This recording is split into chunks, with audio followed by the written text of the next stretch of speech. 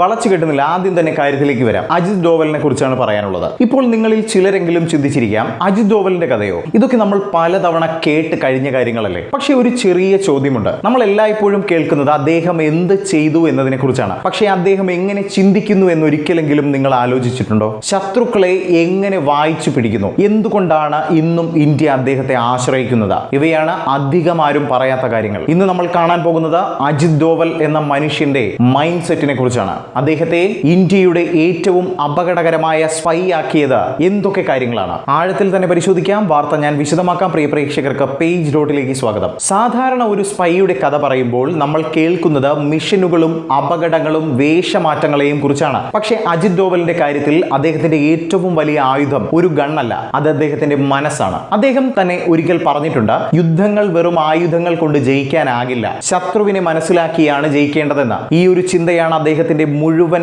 കരിയറിന്റെയും അടിസ്ഥാനമായി പ്രവർത്തിക്കുന്നത്. പാകിസ്ഥാനിൽ അണ്ടർ കവറായി ജീവിച്ചിരുന്ന സമയത്ത് അജിത് ഡോവൽ ചെയ്തത് വെറും വിവരശേഖരണം മാത്രമായിരുന്നില്ല. അദ്ദേഹം അവിടെയുള്ള ആളുകളുടെ ചിന്താഗതിയും വിശ്വാസങ്ങളും വരെ ആഴത്തിൽ പഠിക്കുകയായിരുന്നു. അതുകൊണ്ടാണ് ശത്രു എന്ത് ചെയ്യാൻ പോകുന്നു എന്ന് മുൻകൂട്ടി മനസ്സിലാക്കാനുള്ള കഴിവ് അദ്ദേഹത്തിന് ലഭിച്ചത്. ഇതൊരു സാധാരണ സ്പൈയുടെ കഴിവല്ല, ഇതൊരു സൈക്കോളജിക്കൽ വാർഫെയർ ആണ്. ഒരാളെ നിങ്ങൾക്ക് തോൽപ്പിക്കണമെങ്കിൽ അദ്ദേഹത്തെ ആഴത്തിൽ മനസ്സിലാക്കണം. അതിനു മുൻപ് അദ്ദേഹത്തിന്റെ മനസ്സിൽ കയറി പറ്റണം. അതിന്റെ ഏറ്റവും വലിയ ഉദാഹരണമാണ് ഇത്. കാലം കടന്നുപോയപ്പോൾ അജിത് ഡോവലിന്റെ ഈ ചിന്താഗതിയാണ് ഒരു പുതിയ തന്ത്രമായി മാറിയത്. ഇന്ന് ഡിഫൻസ് ലോകത്ത് ഡോവൽ ഡോക്ട്രിൻ എന്നൊരു ആശയം വളരെ പ്രസക്തമാണ്. ഈ തന്ത്രത്തിന്റെ അടിസ്ഥാനം വളരെ ലളിതമാണ്. ശത്രു ആക്രമിക്കാൻ കാത്തിരിക്കേണ്ടതില്ല, അതിനു മുൻപ് തന്നെ അവനെ സമ്മർദ്ദത്തിലാക്കണം. ഈ സമീപനം കൊണ്ടാണ് ഇന്ത്യയുടെ സുരക്ഷാ ചിന്താഗതിയിൽ വലിയ മാറ്റം വന്നത് എന്ന് പലരും വിശ്വസിക്കുന്നുമുണ്ട്. മുൻപ് പ്രതികരിച്ചിരുന്ന ഒരു രാജ്യം ഇന്ന് മുൻകൂട്ടി നീക്കങ്ങൾ നടത്തുന്ന ഒരു രാജ്യമായി മാറി എന്നതും എടുത്തു തന്നെ പറയണം. അജിത് ഡോവലിനെ കുറിച്ച്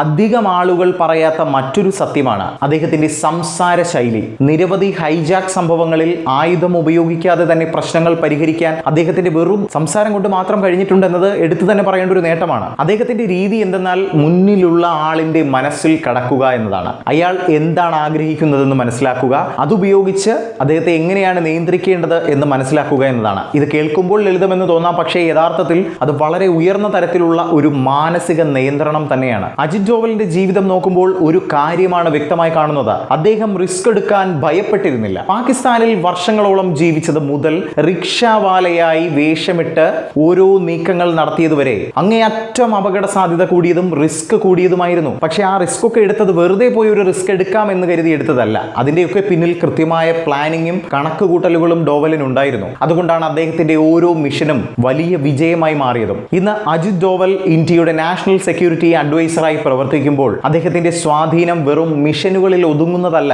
ഇന്ത്യയുടെ സുരക്ഷാ ചിന്താഗതിയെ തന്നെ മാറ്റിയ വ്യക്തിയാണ് അദ്ദേഹം. ഭീഷണി വന്നാൽ മാത്രം പ്രതികരിക്കുന്ന ഒരു സമീപനം വിട്ട് ഭീഷണി വരുന്നതിന് മുൻപ് തന്നെ അത് നിയന്ത്രിക്കാൻ ശ്രമിക്കുന്ന ഒരു സമീപനത്തിലേക്കാണ് നമ്മുടെ ഇന്ത്യ മഹാരാജ്യം ഇന്ന് മാറിയിരിക്കുന്നത്. അജിത് ഡോവലിന്റെ കഥ നമ്മെ പഠിപ്പിക്കുന്നത് വളരെ വ്യക്തമായ ഒരു വസ്തുതയാണ്. ശക്തി ആയുധങ്ങളിൽ മാത്രമല്ല, അത് ശരിക്കും മനസ്സിലാണ് വേണ്ടത്. ഒരു ശത്രുവിനെ തോൽപ്പിക്കാൻ അവനെ കൃത്യമായി മനസ്സിലാക്കേണ്ടതുണ്ട്. അതുകൊണ്ടാണ് അദ്ദേഹം ഒരു സ്പൈ മാത്രമല്ല, ഇന്ത്യയുടെ സൈലന്റ് സ്ട്രാറ്റജിസ്റ്റ് എന്നുകൂടി അറിയപ്പെടുന്നത്.